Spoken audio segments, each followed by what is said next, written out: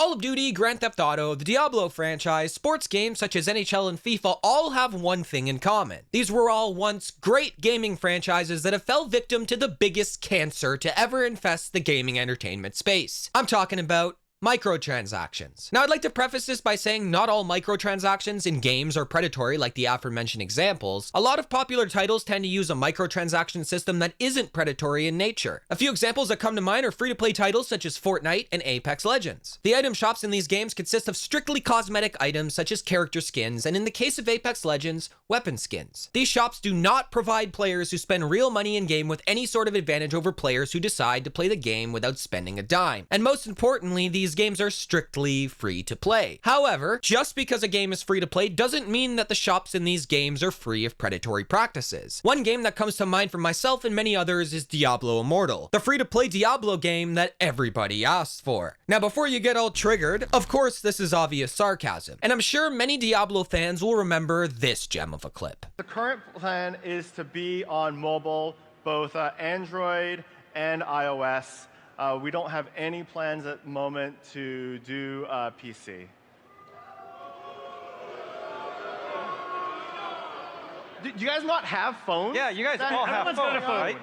Anyways, Diablo Immortal is literally everything that's wrong with predatory business practices embodied into one giant lump of AIDS. I won't harp on this section too long because at the end of the day, Diablo Immortal is a mobile game. And of course, we should come to expect this from the mobile gaming industry. I'm looking at you, Clash of Clans. However, just know that there's at least one person who has spent $100,000 on this game to max out his character. Yes, you heard that correctly, $100,000. Imagine spending more on a game than some people make in a year. That right there is peak addiction, and it's what these big companies prey on. Now, of course, that's an extreme example, and most modern games haven't reached this level of predatory practices, but the writing's on the wall for the AAA gaming industry. Take GTA 5, for example. If it wasn't bad enough that this game has been absolutely milked He needs some milk to death by Rockstar by being released across 3 fucking console generations, then you only have to look as far as GTA Online to see how the predatory MTX has found a way to rear its ugly head in a supposed AAA game. Sure, many will argue that the content provided within GTA Online is 100% free and earnable through just playing the game. And that statement at face value is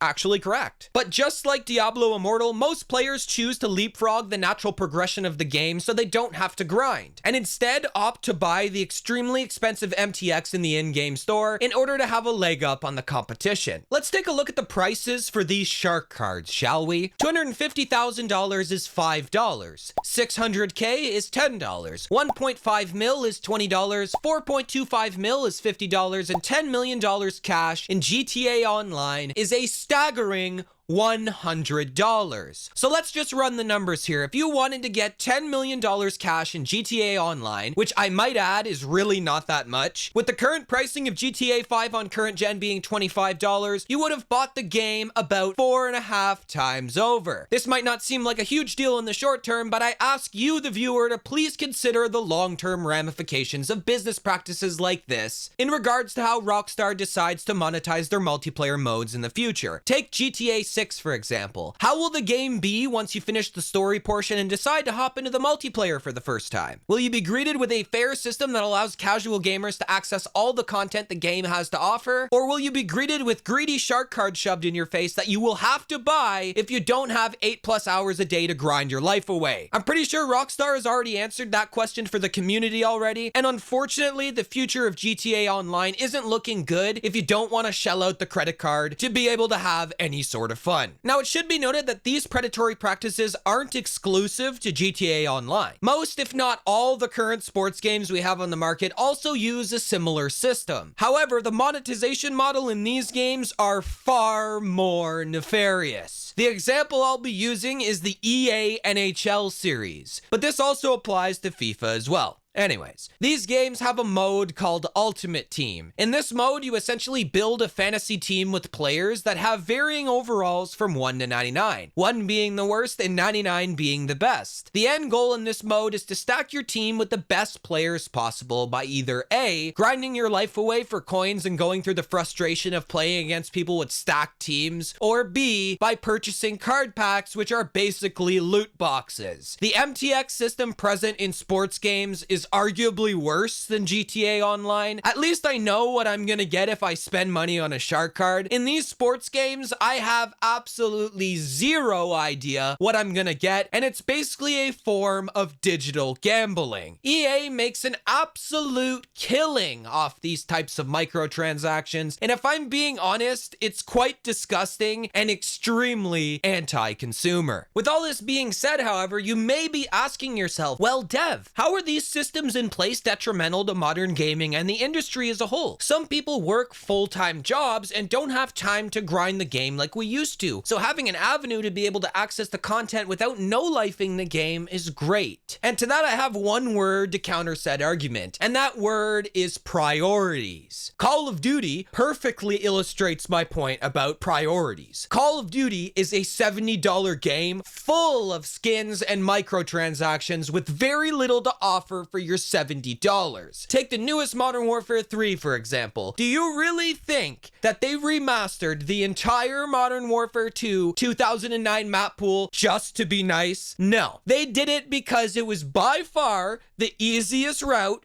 and required the least amount of effort. It also saved the money by not having to pay people to design new map layouts. In turn, Call of Duty's main focus over the last few years has been skins and blueprints. Now, the question we should all be asking ourselves is, why is this? Well, the answer is quite simple. Activision and Co. make a killing off MTX, and the actual game sales are an afterthought. They reel you in hoping you buy the game based on name recognition and nostalgia, and promise to provide plenty of post-launch content, but the reality of the situation paints quite a different picture. I'm gonna show you guys a photo from Season 4 Reloaded of Modern Warfare 2, and you guys tell me where the priorities are. Actual content or bundles? Let's count, shall we? In this graphic, we have a whopping 10 bundles total, with actual content being sidelined. In this particular update, the $70 premium multiplayer COD experience received 1 new multiplayer map, some event camos, a new weapon in the battle pass, and a raid. The rest of the content was either for Warzone, which is separate from the $70 release, or you guessed it, microtransactions. The main issue that people fail to realize regarding Call of Duty is that they don't care about providing actual content anymore. It's all about trying to make a quick buck, whether that's through incentivizing you to buy new skins, battle passes, or black sell. Their main goal is to siphon as much money as humanly possible from you, since the MTX makes more than the actual game sales do themselves. As a result of this, the gaming industry has seen a steep drop in quality over the years, and the focus has shifted from making quality games to making unfinished games loaded with microtransactions. Now, of course, this begs the question, is this what you want for your favorite game series, or is it finally time for us to put our foot down and vote with our wallets? Anyways, we've reached the conclusion of this video essay. Thank you so much for watching, guys. I hope everybody enjoyed. If you have anything to add, leave it down in the comments below, and I'll catch everybody in the next one. Peace. I've been feeling weird, I can't seem to focus good enough. Nothing's really clear, sometimes it could be a little tough.